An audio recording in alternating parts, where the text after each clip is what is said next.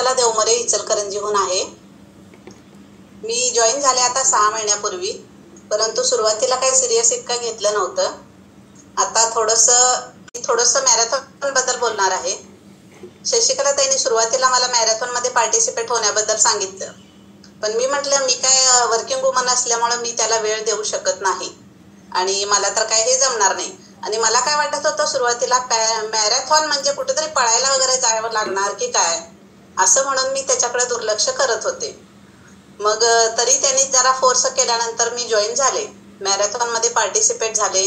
सुरुवातीला वेळ द्यायला काय शक्य वाटत असं वाटत नव्हतं, तरी पण म्हटलं जॉईन होऊन बघूया काय होते.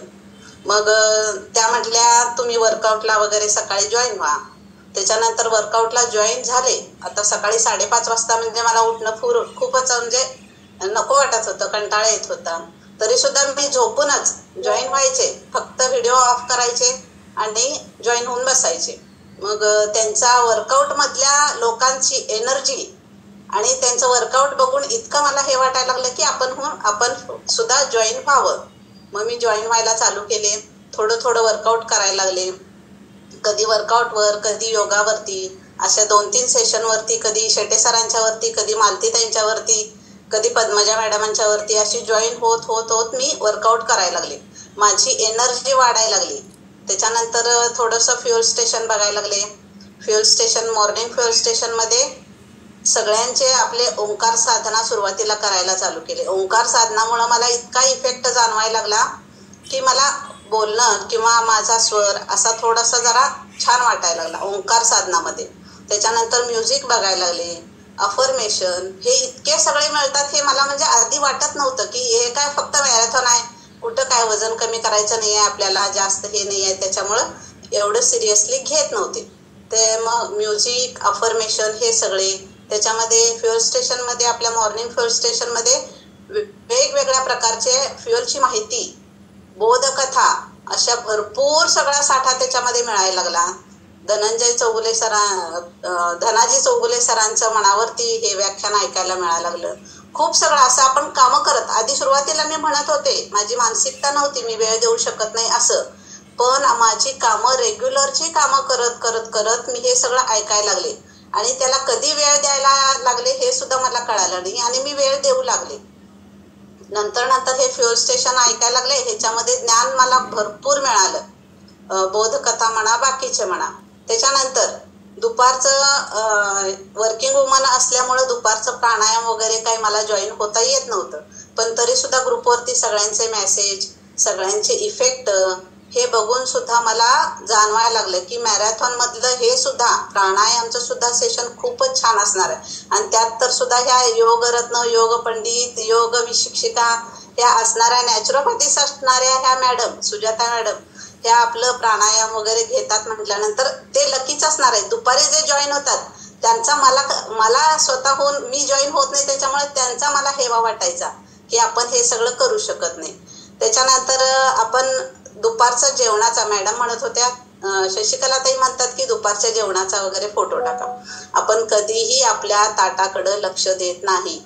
त्यामुळं या मॅरेथॉन मध्ये आल्यानंतर मी माझ्या ताटात काय असायला पाहिजे, काय नाही आहे, काय नको आहे, ह्या ताटाकडे माझ्या लक्ष गेलं आणि आपल्या आहारामध्ये काय काय गरजेचं आहे, काय खायला पाहिजे, किती खायला पाहिजे, हे सगळं त्या मॅरेथॉन मध्ये पार्टिसिपेट झाल्यानंतरच मला कळालं. मी माझ्या ताटाकडे लक्ष द्यायला लागले. काय खावं, किती खावं आणि काय खाऊ नये हे सुद्धा ते मॅरेथॉन मध्ये आल्यानंतर माझ्या लक्षात आलं.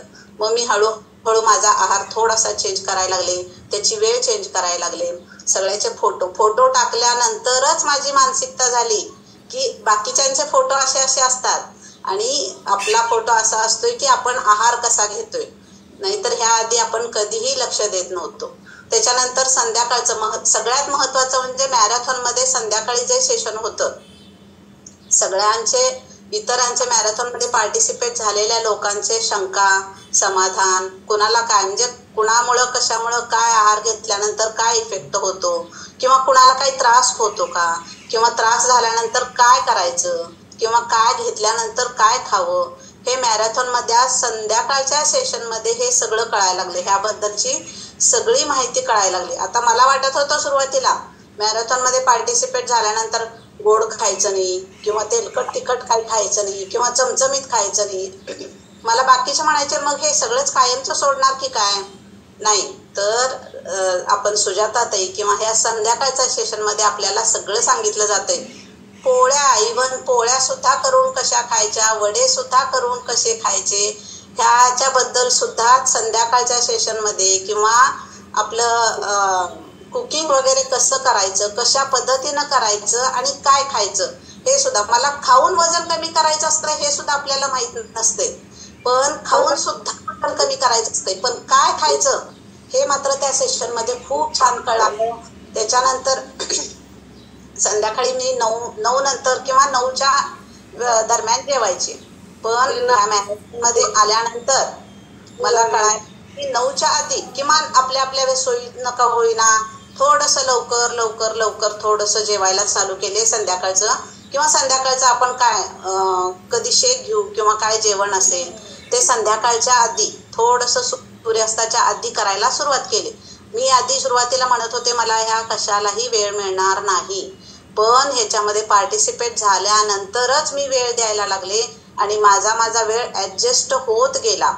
त्याच्यानंतर एक मॅरेथॉनमधला एक भाग आहे डिटॉक्सचा. मला वाटत होतं सुरुवातीला उपवास करायचा, दिवसभर उपवास करायचा आणि मला आपल्याला रोजची रेग्युलरची कामं आपली वेळेत होतील काय, नाही होतील, आपल्याला अशक्तपणा जाणवेल काय किंवा काय, आपण बाकीची कामं सगळी करू शकू काय, असं सुरुवातीला मला वाटायचं. पण नंतर ते डिटॉक्स बद्दल सगळी माहिती सांगितल्यानंतर आणि आपण केल्यानंतर आपल्या मनाची, शरीराची, पूर्ण मनाला आपल्या आतून कशी विश्रांती मिळेल, शरीराच्या प्रत्येक अवयवाला किंवा प्रत्येक आपल्या इनर ऑर्गन वगैरे असतात त्याला अवयवाला विश्रांती देणं हे म्हणजे डिटॉक्स आहे, हे तिथं पार्टिसिपेट झाल्यानंतरच कळालं. आणि डिटॉक्स झाल्यानंतर जो फील येतो आपल्या ह्याच्यामध्ये पूर्ण सगळ्याची एनर्जी कमी व्हायच्या ऐवजी वाढत गेली, आपलं वर्क स्टॅमिना वाढत गेला आणि खूप छान वाटायला लागलं. आणि मॅरेथॉनमध्ये पार्टिसिपेट झाल्यानंतर माझी पूर्ण लाईफस्टाईल चेंज झाली. त्याच्यामुळं कायमचं सोडावं असं पण काही नाही ठराविक पदार्थ, पण खावेत, कसे खावेत, किती खावेत आणि करून सांगणं. आता ह्याच्या सेशनमध्ये तरी आपल्याला करायला सुद्धा ठराविक ह्याच्यामध्ये शिकवतात, करून खायचं आणि आपण कशा पद्धतीनं राहायचं हे सगळं खूप छान पद्धतीनं समजावून सांगितलं. आणि मी आतापासून त्याची लाईफस्टाईल चेंज केली आणि मला खूप छान वाटते. थँक्यू. किती केजी वेट लॉस केला? 8 केजी वेट लॉस केला. Yes, okay. चलो, प्रत्येक व्यक्तीला वाटत असतं जोरदार पहिल्यांदा क्लॅप करू आपण शशिकला देवमोरे ताईंसाठी. कारण का की वेट लॉस मॅरेथॉन जॉब करतायत अजून, त्यामुळे वय अजून नाही झालं तुमच्या एवढं. ओके, 51 आहे, वजन पण 51 आहे, वय पण 51 आहे. भारी कॉम्बिनेशन केलंय की.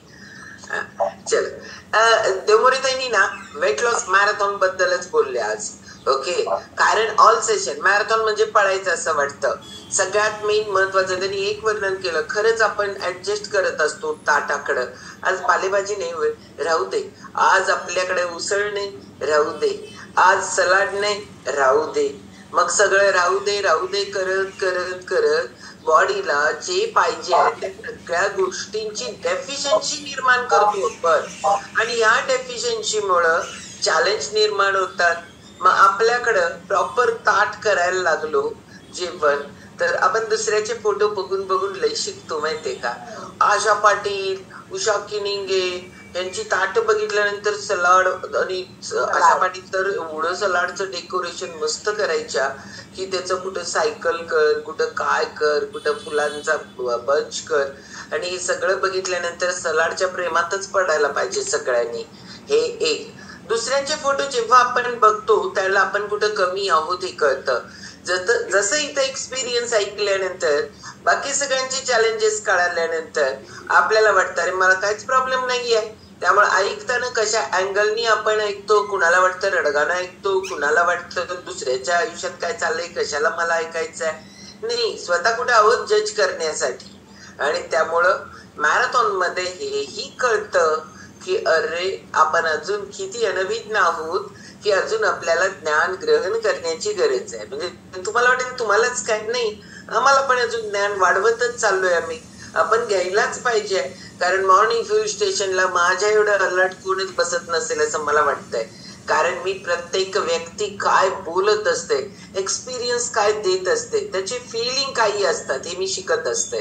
कारण का की आपल्याला ऑलवेज ऑलवेज ऑलवेज आपण रिकामे आहोत, आपल्याला घेत राहायला लागणार आहे.